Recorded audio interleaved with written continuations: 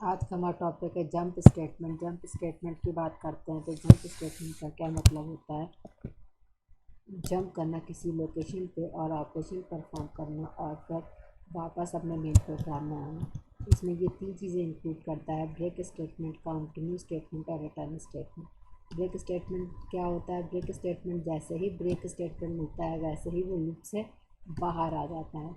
और switch statement में भी हम ब्रेक स्टेटमेंट का इस्तेमाल करते थे, जिसमें एक केस को दूसरे केस से डिफ़र करने के लिए या टर्मिनेट करने के लिए हम ब्रेक स्टेटमेंट का यूज़ करते थे। अच्छा, जब जब सिंगल लूप का यूज़ करेंगे और ब्रेक स्टेटमेंट उसमें मिलेगा तो वो लूप से पूरा एग्ज़िट ले लेगा या बाहर आ जाएगा। अच्छा, जब नेस्टेड लूप मिलेगा तो नेस्टेड लूप की बात करते हैं तो क्या कहता है, जब नेस्टेड लूप से मिलेगा और अनलेबल्ड ब्रेक स्टेटमेंट जब उसमें मिलेगा तो इनर लूप से बाहर आएगा, और जब लेबल्ड ब्रेक स्टेटमेंट मिलेगा तो आउटर लूप से बाहर आएगा। अच्छा, अब इसके बाद से कंटिन्यू स्टेटमेंट क्या होता है? कंटिन्यू स्टेटमेंट जब मिलता है तो स्किप करता है नेक्स्ट स्टेटमेंट को और मूव करता है नेक्स्ट लूप पर स्टार्ट हो जाता है। अच्छा, फिर रिटर्न स्टेटमेंट क्या करता है? टर्मिनेट करता है करंट मेथड को और फिर रिटर्न करता है इंटीजर वैल्यू में या फ्लोट वैल्यू में और या फिर किसी और डेटा टाइप में। तो आइए ब्रेक स्टेटमेंट देखते हैं। ब्रेक स्टेटमेंट किस तरीके से काम करता है।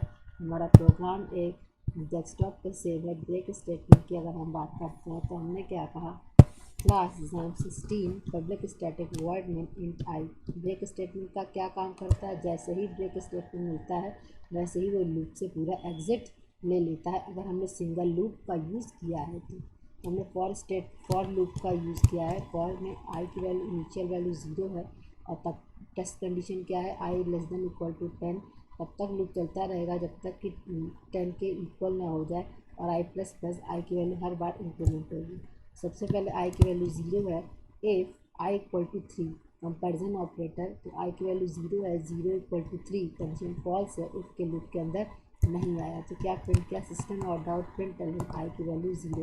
उस समय क्या प्रिंट करेगा, output i equal to 0 print करेगा। फिर उसके बाद से फिर आई की वैल्यू इंक्रीमेंट हो गई, आई प्लस 1, 0 प्लस 1 1 हो गई। इफ़ की कंडीशन क्या है, 1 इक्वल टू 3, अभी भी कंडीशन फॉल्स है, लूप के अंदर नहीं आया है। इफ़ के क्या प्रिंट किया, system dot out print i की वैल्यू 1 प्रिंट किया। अच्छा, तो इस समय क्या प्रिंट किया, आई की वैल्यू 1। अच्छा, फिर इसके बाद से फिर आई की वैल्यू इंक्रीमेंट हुई, 1 प्लस 1 2 हो गई।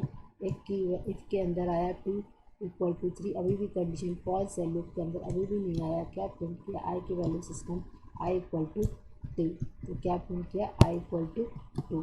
अच्छा, फिर उसके बाद से आई की वैल्यू फिर इंक्रीमेंट हुई, 2 प्लस 1 3 हो गई। एक आई इक्वल टू 3, आई की वैल्यू 3 हो चुकी है, 3 इक्वल टू 3। इस समय लूप के अंदर आया क्योंकि कंडीशन ट्रू है, इसे ब्रेक स्टेटमेंट मिला और जैसे ही ब्रेक स्टेटमेंट मिला वो पूरा लूप से बाहर आ जाएगा, मतलब अब लूप से टर्मिनेट हो गया और कोई भी वैल्यू प्रिंट नहीं करेगा। अच्छा, अब इसके बाद से हमने क्या कहा, इसी प्रोग्राम को हम रन करा के देख लेते हैं। हम डेस्कटॉप पे आ जाते हैं, CD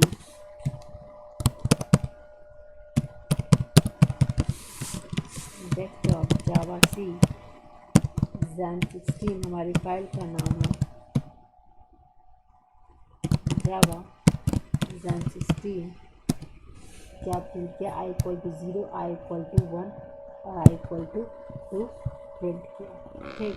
अच्छा, अब दूसरा प्रोग्राम देखते हैं, कंटिन्यू स्टेटमेंट देखते हैं। कंटिन्यू स्टेटमेंट हमारा, अच्छा, इसमें कंटिन्यू स्टेटमेंट में क्या क्या मिलता है, class exam17 public static void main string argument int i equal to 0। Continue statement क्या होता है, जैसे ही कंटिन्यू स्टेटमेंट मिलता है नेक्स्ट स्टेटमेंट को स्किप करता है और कंटिन्यू करता है दूसरे लूप पर। अच्छा, फिर क्या हुआ, इसमें क्या मिला, फॉर लूप यूज़ किया है। आई की वैल्यू इनिशियल वैल्यू 0 है, i less than equal to 5 test condition में तब तक लूप चलता रहेगा जब तक कि 5 के इक्वल ना हो जाए और आई की वैल्यू हर बार इंक्रीमेंट होगी। सबसे पहले इनिशियल वैल्यू आई की वैल्यू 0 है। I equal to 3 comparison operator 0 equal to 3 condition false है, लूप के अंदर नहीं आया। System dot out print i की वैल्यू क्या प्रिंट किया, आई की वैल्यू 0 प्रिंट किया। ठीक। फिर हमने क्या देखा कि आई की वैल्यू इंक्रीमेंट हो गई, 0 प्लस 1 1 हो गई। तो फिर क्या हुआ, इफ़ 0 इक्वल टू 3 0 = 3 हुआ तो कंडीशन अभी भी फॉल्स है, इसके अंदर अभी भी नहीं आया। सिस्टम डॉट आउट प्रिंटलन क्या प्रिंट किया, आई की वैल्यू 1 प्रिंट किया। तो क्या प्रिंट किया, आई की वैल्यू 1 प्रिंट किया। फिर इसके बाद से आई की वैल्यू 1 + 1 2 हो गई, 2 = 3, अभी भी कंडीशन फॉल्स है, लूप के अंदर अभी भी नहीं आया। क्या प्रिंट किया, system dot out println I = 2। तो क्या प्रिंट किया, आई = 2 प्रिंट किया। फिर आई की वैल्यू इंक्रीमेंट हो गई, 2 + 1 3 हो गई। ए 3 = 3, ए 3 की कंडीशन ट्रू है तो लूप के अंदर आया, इसे कंटिन्यू मिला तो system dot out printer next statement को स्किप कर दिया। स्किप किया तो आई की वैल्यू 3 प्रिंट नहीं करेगा और दूसरी बार लूप स्टार्ट हो जाएगा। दूसरी बार जब लूप स्टार्ट होगा तो आई की वैल्यू 3 + 1 4 होगी। 4 = 3, कंडीशन फॉल्स है, लूप के अंदर नहीं आया। सिस्टम डॉट आउट प्रिंटर क्या प्रिंट किया, आई की वैल्यू 4 प्रिंट किया। फिर लूप दोबारा चला, आई = 4 हो गई, 4 + 1 5 हो गई। इफ आई = 5, कंडीशन फॉल्स है, लूप के अंदर नहीं आया। आई की वैल्यू क्या प्रिंट किया, 5 प्रिंट किया। तो क्या प्रिंट किया, आई की वैल्यू 5 प्रिंट किया। अच्छा, फिर आई की वैल्यू इंक्रीमेंट हुई, 5 + 1 6, 6 ≤ 5, कंडीशन फॉल्स है, पूरा लूप से बाहर। इसी प्रोग्राम को हम रन करा के देख लेते हैं किस तरीके से रन करेगा। तो हम जावा सी XAMPP17 क्या प्रिंट किया, आई = 0, आई = 1, आई = 3। जैसे ही कंटिन्यू मिला तो आई की वैल्यू 3 प्रिंट नहीं किया और आई = 4 और 5 दूसरे लूप पर स्टार्ट हो गया।